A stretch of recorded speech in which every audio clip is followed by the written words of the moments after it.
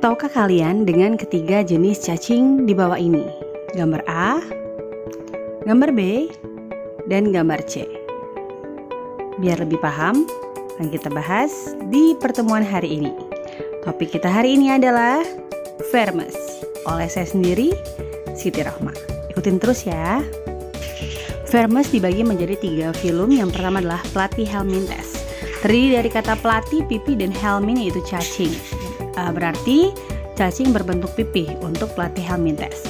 Ciri-ciri Platyhelminthes ini adalah simetri tubuhnya bilateral, lapisan tubuhnya 3 lapisan atau triploblastik, rongga tubuhnya tidak ada atau acelomata, habitatnya di perairan dan daratan lembab. Dasar klasifikasinya berdasarkan morfologis dan permukaan tubuh.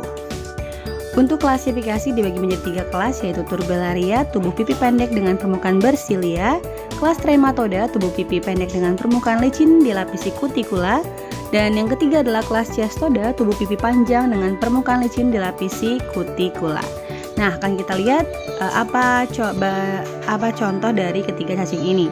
Yang pertama adalah Planaria, anggota Turbellaria. Cacing Planaria ini memiliki kemampuan untuk berfragmentasi yang sangat tinggi ya. Jadi dia bisa bereproduksi secara vegetatif dengan cara fragmentasi, sehingga menghasilkan keturunan yang sangat banyak ya. Yang kedua adalah Fasciola hepatica, cacing hati ya, kelompok Trematoda. Kemudian ada juga Tania solium, anggota Cestoda ya, yang merupakan cacing pita. Berikutnya ini adalah siklus hidup dari cacing hati. Yang pertama adalah telur pada tinja hewan ternak itu akan berubah menjadi larva bersilia, yaitu larva Miracidium yang akan masuk ke dalam tubuh siput ya. Di dalam tubuh siput akan mengalami perubahan menjadi redia ya dalam sporokista, dan akan berubah Cercaria dalam redia itu nanti di dalam tubuh siput air tawar. Nah, kemudian Cercaria keluar dari siput menuju air dan berenang menuju ke rumput. Rumputnya dimakan oleh hewan ternak kembali dan akan berkembang menjadi cacing dewasa pada hati hewan ternak tersebut. Begitu seterusnya untuk siklus hidup cacing hati ya. Ya baik, berikutnya adalah siklus hidup cacing pita ya. Cacing pita ini cara cepatnya ingatkan saja Texas, telur, heksakan, dan juga Cysticercus. Jadi nanti dari hewan ternak itu akan keluar telurnya ya melalui tinja dan akan berubah menjadi larva oncosper. Larva oncosper ini akan masuk ya ke tubuh manusia dalam pembuluh darah dan akan membentuk Cysticercus dalam otot kita. Nah, kemudian akan berada di usus halus sehingga nanti kalaupun dia ada di situ nanti bisa mengait karena dia punya alat kait di bagian anteriornya dan juga alat hisap ya.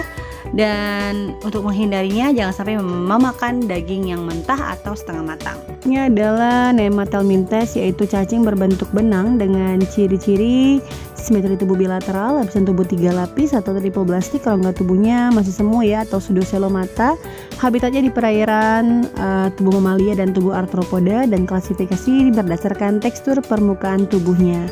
Untuk yang pertama kita lihat contoh klasifikasinya, ada kelas Nematoda ya, permukaan tubuh memiliki gelombang atau cincin saraf yang dilapisi kutikula atau zat lilin. Yang kedua adalah kelas Nematopora, permukaan tubuh licin dan dilapisi kutikula atau zat lilin.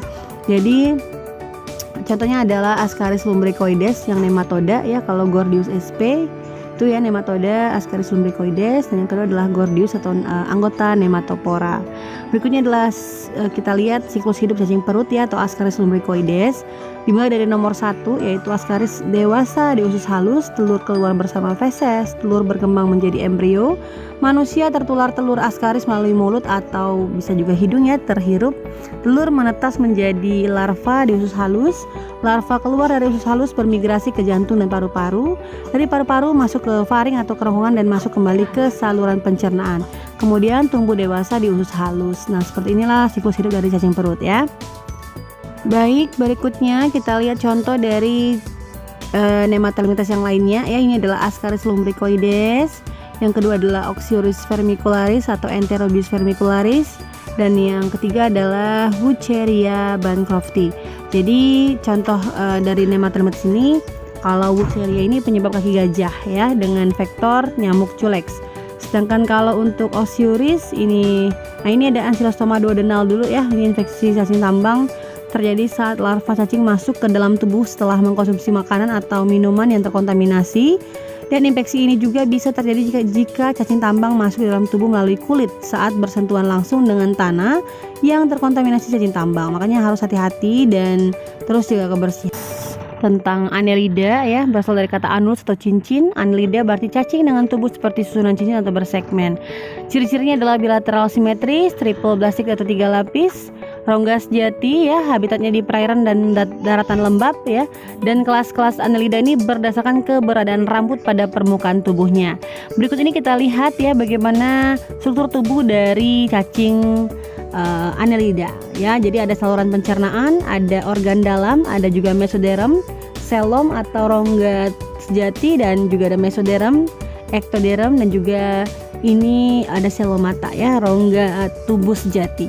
Klasifikasinya ada 3, ada poliseta, permukaan tubuh berambut banyak, ada oligoseta, permukaan tubuh berambut sedikit, dan hirudine, permukaan tubuh licin tak berambut. Ini contohnya ya, ada Yunis sp, ini anggota poliseta ya, berambut banyak. Ada Lumbricus terrestris atau Peretima, ini anggota dari oligoseta. Dan yang terakhir adalah Hirudimedicinalis atau contoh dari Hirudine. Nah, ini masing-masing punya peranannya ya. Kalau Yunis sebagai sumber makanan, kalau cacing tanah menyuburkan tanah, kalau berperan untuk mengisap darah kotor.